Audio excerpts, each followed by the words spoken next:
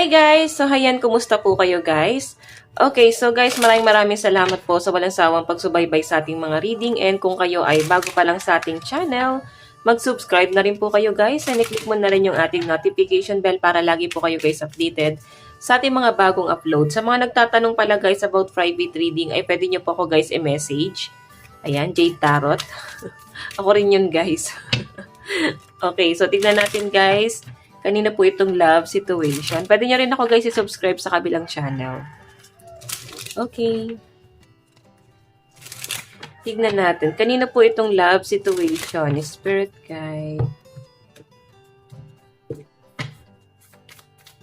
Kanina po itong love situation. So guys, meron tayong acts. Breakup, separation, stop pattern, silent treatment, and abandonment. So, nakikita ko rito guys, possible na hiwalay na kayo ng taong to and maaaring hininto na yung communication. As in guys, parang na-feel nyo na parang inabandon na kayo. Parang nagkakaroon guys ng silent treatment ngayon, no? Okay, so pwede ikaw at yung person mo, parehas kayo guys, cold ngayon sa isa't isa. Mukhang walang pag-uusap. So, tignan pa natin guys. Kanina po itong love situation ni Spirit Guide. So, meron tayong the Grim Reaper. The relationship is over. No second chances. Grow and transform your life. So, parang sinasabi ng mga gabay mo dito, itong relationship na to guys, na para bang nasagad na siya. So, once na hindi pa siya guys maayos or hindi nyo pa guys nahanap yung tamang tamang pagtrato sa isa't isa. Itong relationship na to guys, talagang mauuwi na talaga siya sa tuluyang ending. As in, hindi na talaga siya guys mag-work pa, no? Wala nang chance na ayusin pa. Ayan, no? So, parang sinasabi nga dito, kailangan mong baguhin yung lifestyle mo, kailangan mag-move forward ka na, baka kailangan magsimula ka na ng bagong cycle sa buhay mo, okay? So, tignan pa natin guys, kanina po itong love situation. Kanino po itong love situation. So, meron tayong healthy choices. Making healthy choices in love and life, self-love, self-care, and being happier. So, wow! Napakaganda guys, no? Tignan nyo naman yung bottom of the deck natin, oh. Abundance and healthy choices. So, yung iba sa inyo guys, maaaring ikaw na yung nag-decide, no? Maaaring ikaw na yung nag-decide na itong relationship na to, i-end na siya. Parang, wag nang i-pursue pa, wag nang ayusin. Okay? Kung hindi siya guys gagawa ng pamamaraan, wala rin kayo guys gagawing action dito kasi ikaw, okay ka naman eh. Okay naman din yung financial mo. Ayan no? Hindi ka nakadepende sa taong to. Or nakikita mo na marami pang opportunity ang paparating sa inyo guys. Maaari kasing dito sa relationship na to guys, hindi talaga siya guys nag-grow. Kasi nakita nyo nung magkasama kayo, parang hindi ka nag-grow talaga. Okay? Maaaring pinipigilan niya na mag-grow ka. Pag ganun ang klase ng relationship, pag ganun ang klase ng karelasyon, possible guys na yung person na yan ay tinitignan ka niya bilang isang kalaban kasi ayaw niyang mahigitan mo siya. Okay, so tignan pa natin guys. Meron tayong sunglasses. Watching, looking, stalking, gaslighting, perception. So hayan guys, I think nakikita ko na itong person mo gumagamit siya ng dummy account para ma-stalk ka niya. Okay, kasi may nakatingin pa rin sa iyo eh. Or maaaring mag-ingat ka, no? Kasi baka yung mga kaibigan mo, hindi ka aware na kakampi pala yan ng person mo. Tapos, hindi ka naman sinisiraan. Wala man ako nakita guys na betrayal pagdating sa relationship sa mga kaibigan. Baka dun lang sila guys nagre-reach out para magkaroon sila ng information tungkol sa iyo. Okay, I think parang binlock mo na tong person mo eh. Ayan, no?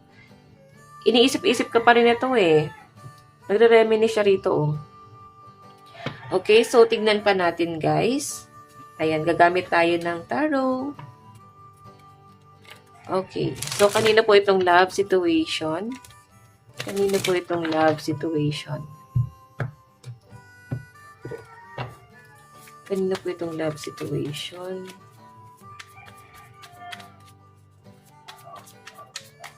So guys, meron tayong Six of Cups. So, new love. New person. Or baka bago pa lang kayo, tapos nagkakaroon na agad ng tampuhan. Tignan natin guys. Or maaring makikita mo kasi kaya 6 of Cups yan guys. Possible na itong relationship na to. Hindi talaga siya guys nagmamatured. Parang hindi mo pa makitaan ng solid. O hindi mo pa makitaan na parang itong relationship na to magiging solid siya. Sa ngayon kasi guys, parang hindi pa ganun fully build or hindi pa siya ganun katatag. So, the Chariot, ang bilis ng pangyayari guys. Parang ang bilis mo siyang nakilala, tas ang bilis lang din guys nag-e-end. Okay? So, tignan natin guys. Ayan nga sinasabi ko guys na huwag tayo guys magpapadalos-dalos. Okay. Ayan, gumagalaw yung ating ano. Huwag tayo guys basta-basta magpapadalos-dalos pagdating sa ating mga emosyon. Porque mahal na mahal natin ngayon ay parang gusto na nating makasama. Baka kasi guys, nung nagkita kayo, parang nakita mo talagang may potential or talagang nag-spark kayo. Tapos yung person mo talagang gusto niya na magsama kayo agad. Okay, pero ikaw kasi nakikita ko rito, hindi ka pa rin naman pabor sa ganon. Pero siguro, dahil minahal mo na rin, sige.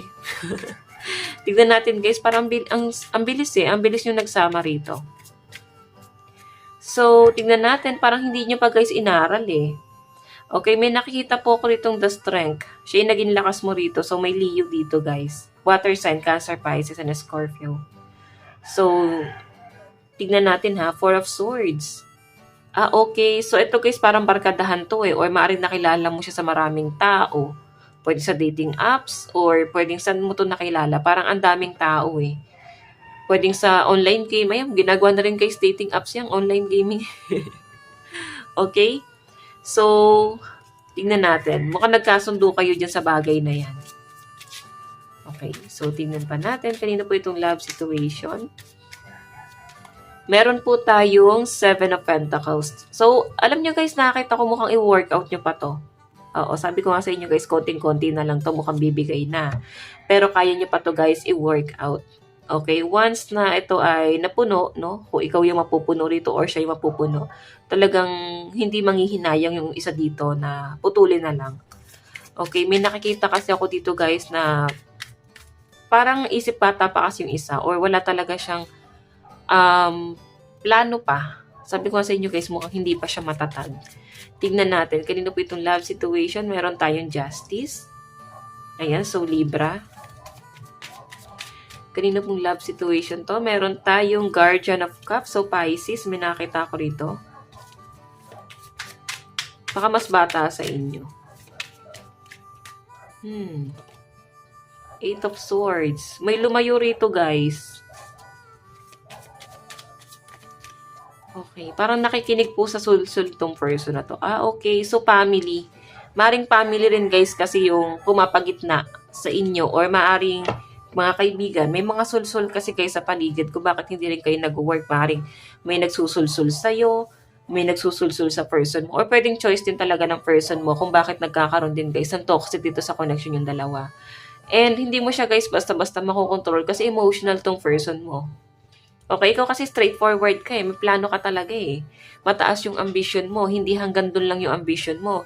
And maaaring iniisip mo kung paano pa kayo mag-grow pa rito. Kumbaga, stability na talaga yung focus mo pero hindi mo nakikitaan na itong person mo, may plano siya patungkol sa inyong dalawa. So, once na naayos kayo, tanungin mo siya kung may plano ba siya. Kasi kung wala, baka nagsasayang ka lang ng oras sa kanya.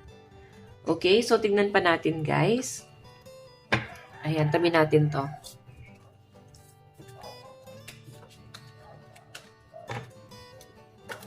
Oops. Kanina po itong love situation, spirit guide. So, meron tayong Knight of Coins. Alam mo, ito yung itsura ng person mo habang nag-o-offer sa'yo ng ano, habang nag-e-effort, habang humihingi ng tawad. Kasi Wheel of Fortune yung bottom of the deck natin. No? Mukhang maayos niyo pa to guys. Baka ilang araw lang kayong hindi nag-uusap. So, yung ba sa inyo guys, baka 2 months or 1 month.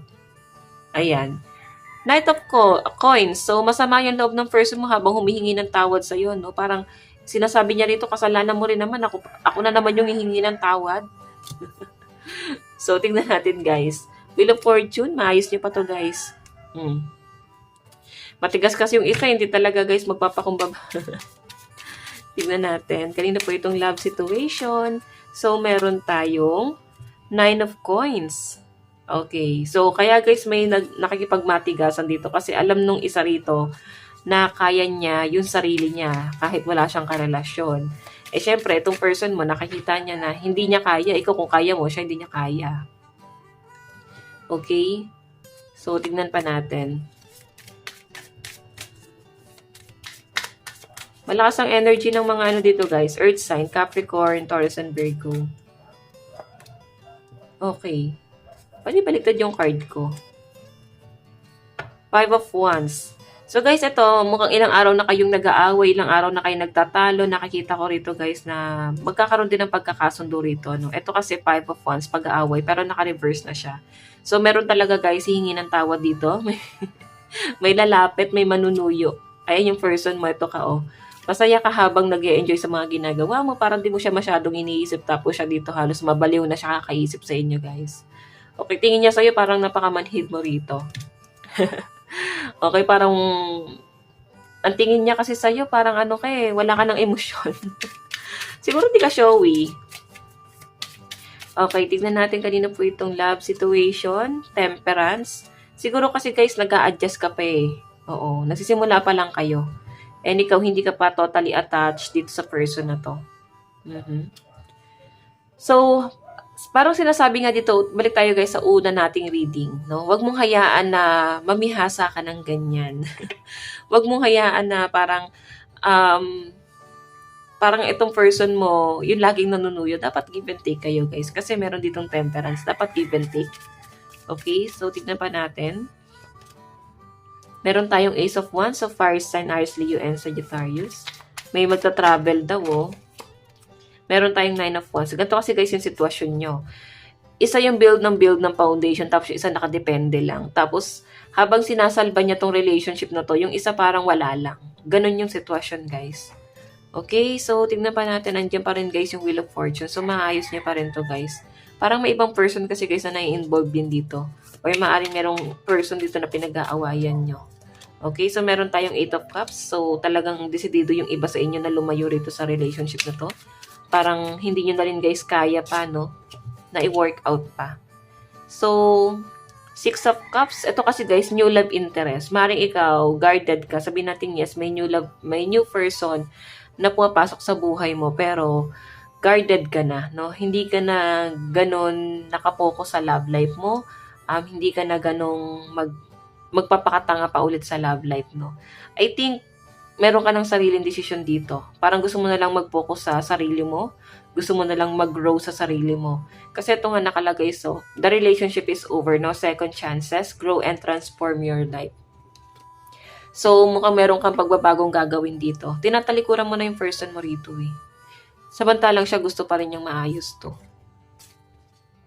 Sige, tingnan natin guys ang inyong love advice. Love advice, spirit guide. Kanina po itong love situation.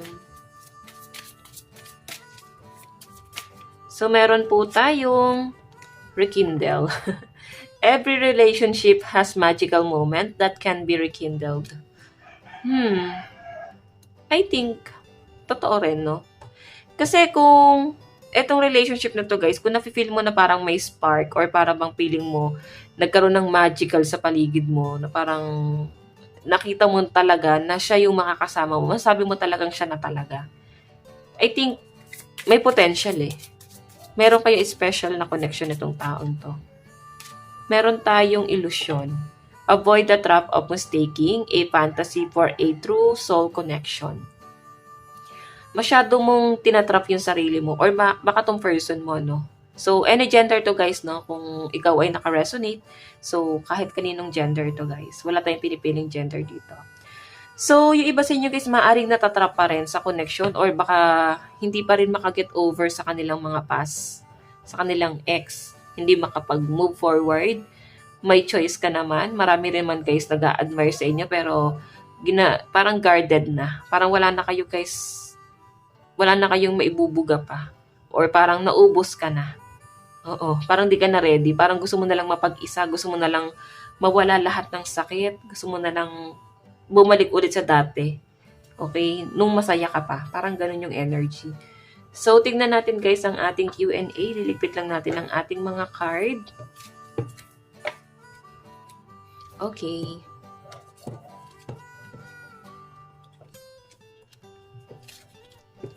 Ayan.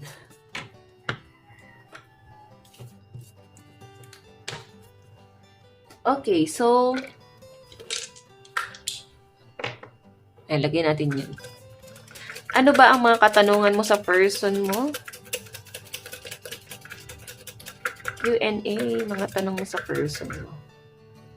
Masaya ka na ba sa kanya? Naku, mukhang iba na, no? Mukhang meron na siyang ibang kinakalantari dito, guys. I think itong person na to,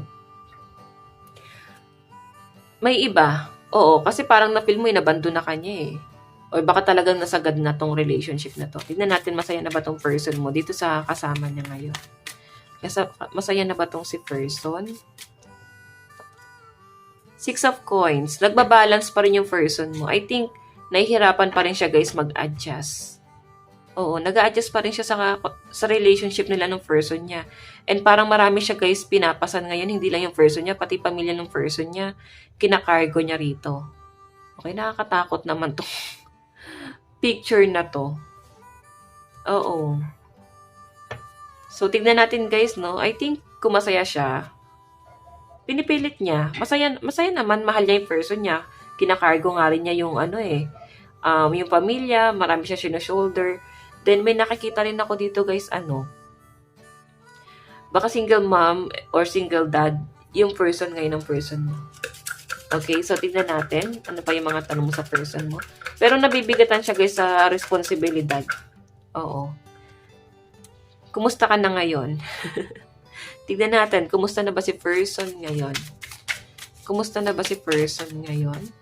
Meron tayong The Emperor. Matigas pa rin yung ulo niya. Matigas pa rin yung puso niya. Nakikipagmatigasan siya. So, pinaninindigan na lang niya guys, no? Kung ano man yung mga nasimulan niya rito. Kasi mataas pride niya eh. Oo. Pili niya, kontrolado niya yung sitwasyon. So, the Sun in reverse. Ayan. Parang baligtad yung Naka-reverse kasi guys yung the Sun. So, walang potential dito sa relationship nila. Yung person mo yun, kung kumusta siya, mataas pa rin pride nito guys. Oo, feeling niya, hindi mo pa rin siya kayang kontrolin. Kalaban ata tingin sa'yo ng person mo. So, tignan natin guys. Question. So, meron na bang iba? Oh, yung iba sa inyo guys, baka duda nyo lang na meron siyang iba eh. Kasi tanong mo dito, masaya ka na ba sa kanya? Meron na ba siyang iba ngayon? I think, selos din guys yung pinag-awayan nyo. Okay, meron na ba siyang iba? Meron na ba siyang iba? Justice. Okay. Hindi niya sinasabi sa'yo, pero mukhang meron siyang ibang kausap. Hindi mo siya nahuli. Mag-comment nga kayo sa baba, guys. Mukhang hindi mo nalaman. Oo. Pero sa pinapakita sa akin, guys, mukhang meron nga siyang ibang kausap dito. And may ibang nagsulsul dito sa person mo. Oo. Parang may nag-pursue. Na parang, sige na, anuhin mo na yan. Kalimutan mo na yung jowa mo. May potential dito, yan na lang anuhin mo. Parang ganun, sinulsulan tong person mo. Okay, so tignan natin guys ang mga zodiac sign. Okay. I think may kinakausap siya ngayon. Or baka sila na nga to guys. Hindi rin sila guys mag-work. Nakita niya na parang gusto niya yung taong yun. Ang problema lang guys, may problema sa family ng taong yun. Oo. Yung person na tinitignan ng person mo. Baka may problema sa family. Okay. Kanina po itong zodiac sign. So, guys, meron tayong okay. So, Gemini. Meron tayong Aquarius. Meron din tayo, guys, Cancer and Aries. Sa baba naman, meron tayong Virgo and Scorpio. Ayan. So, guys, number 6, 2, and 10. Baka may special sa inyo yung number na yan, guys. Okay, so guys, ito lang naman po ang inyong love reading. Kung nagustuhan mo yung ating reading, mag-iwan ka ng like and comment. Mag-subscribe na rin po kayo guys sa ating YouTube channel. Bye-bye guys. God bless and love you all. Thank you.